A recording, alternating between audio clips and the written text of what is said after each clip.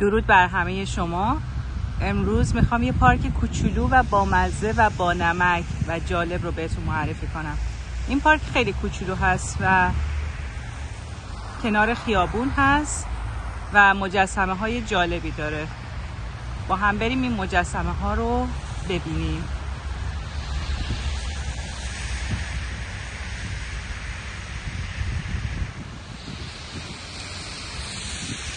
امروز هم برف میاد، برف نرم و سبک. این زمین بازی هست، زمین بازی بچه ها.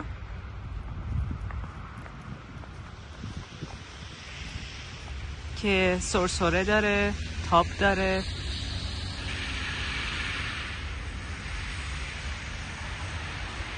سرسره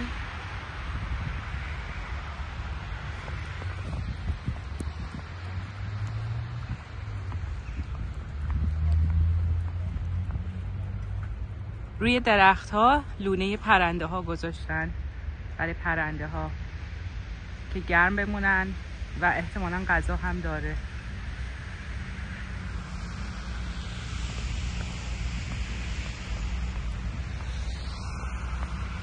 و باز هم یه زمین بازی دیگه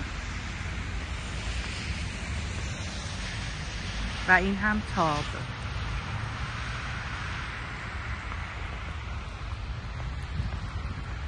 خب اولین مجسمه جالبی که به سبک درخت و تنه درخت هست و من مادهش رو نمیدونم چوب هست یا نه. یه گربه و چند تا کتاب که الان برفی شدن و یه زنجیر و روش هم برگ ها رو حکاکی کردن. گربه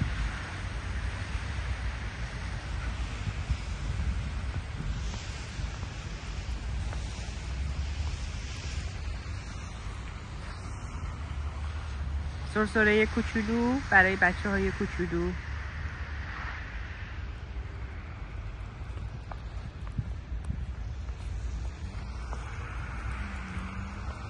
مجسمه بعدی یه آقای کوتوله هست، مثل داستان سفید برفی و کوتوله ها.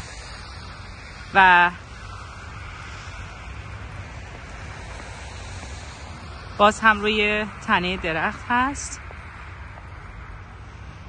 یک عصا دستش هست، روی سرش یه پرنده لونه کرده با جوجه هاش و داره به جوجه هاش نگاه میکنه.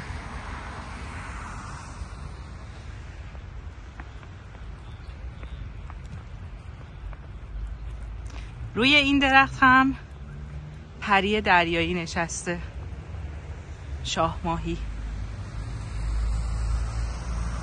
و این هم مدل چوب هست روی درخت و الان هم روش برف نشسته در این هوای برفی.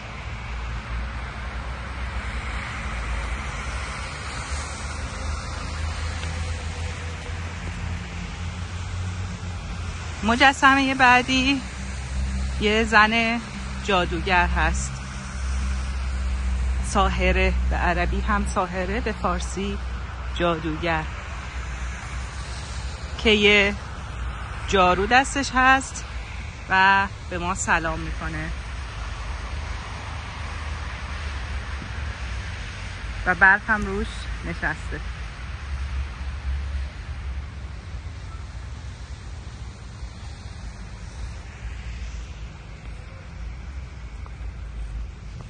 مجسمه بعدی که احتمالاً یه پادشاه باشه چون تاج داره روی سرش و یه قفلی هم اینجا هست،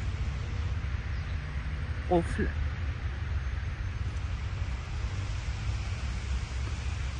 و فکر میکنه. ریش هم داره، ریش بزی و چشمها و ابروها. روی تاجش برف نشسته.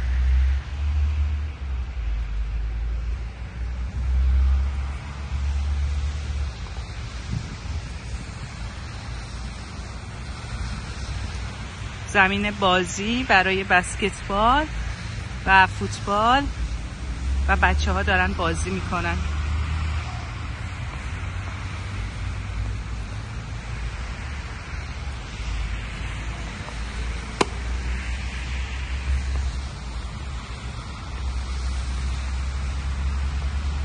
آخرین مجسمه،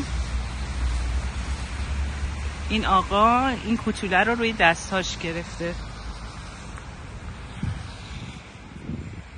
و توی دستش هم شمشیر داره.